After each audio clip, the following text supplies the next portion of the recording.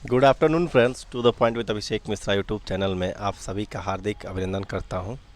दोस्तों, जैसा कि देखिए कहीं से पता चला कि सचिवालय सहायक का जो एग्जामिनेशन है उसका भी जो प्रोसेस है वो धीरे धीरे स्टार्ट होने जा रहा है। तो ऐसा उम्मीद है कि देखिए हो सकता है कि फिर से 10+2 का फॉर्म आ जाए, और फॉर्म आने के बाद फिर ये जैसे ही आपका देखिए अभी आपका अगस्त में बीपीएससी का एग्ज़ाम होगा, फिर उसके बाद से सीडीपीओ का मेंस है।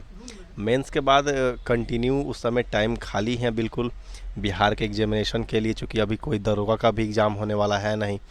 फॉर्म आएगा, फॉर्म आने के बाद फिर उसमें कुछ अभी टाइम लगेगा, लेकिन फॉर्म जल्दी आ जाएगा। रही बात आपकी सचिवालय सहायक की जो एग्जामिनेशन है, उससे रिलेटेड ऐसा अनुमान है कि सितंबर लास्ट या अक्टूबर फर्स्ट में उसका एग्ज़ाम करा लिया जाए, ठीक ना।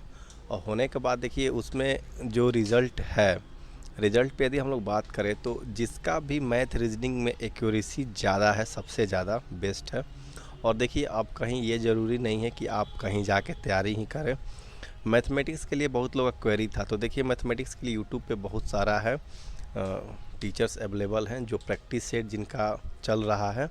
अभी देखिए रेलवे ग्रुप डी का भी एग्ज़ाम चल रहा है, तो उनका आप लोग प्रैक्टिस सेट मतलब चूँकि मैथमेटिक्स है ना, सबका लेवल सेम रहता है, और उसमें जो आपका एग्जामिनेशन जो सचिवालय सहायक में है उसका लेवल कोई बहुत ज़्यादा नहीं रहता है।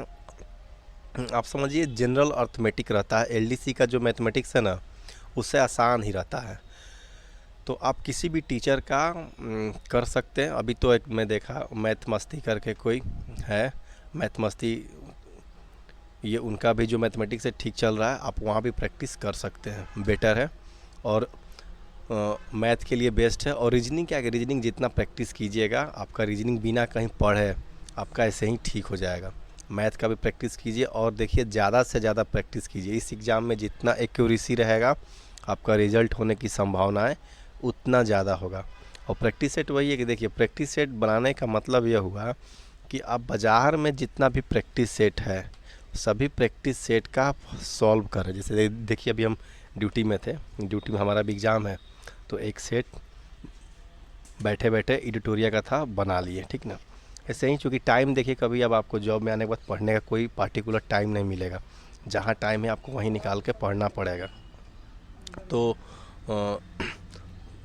आप लोगों के पास टाइम सफिशिएंट है, सेट बहुत ज़्यादा बनाइए, ज़्यादा से ज़्यादा।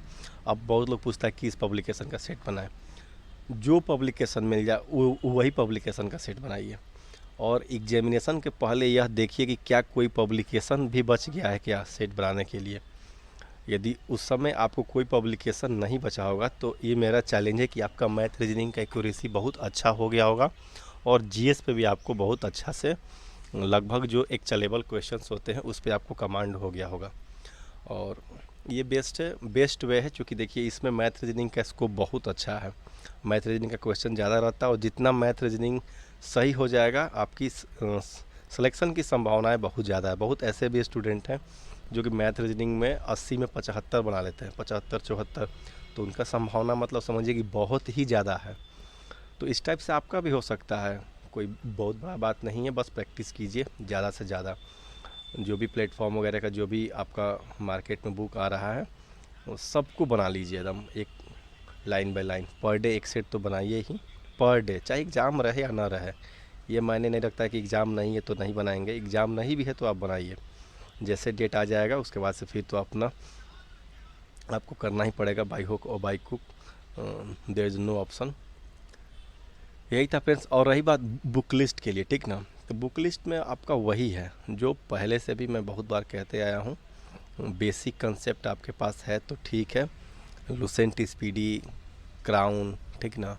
और करंट अफेयर्स के लिए मंथली देखिए, और कुमार गौरव सर का जो क्लास चलता है उत्कर्ष क्लासेस जोधपुर पे, उसको नहीं छोड़िए, बहुत बेटर वे है वन लाइनर एग्ज़ाम के लिए।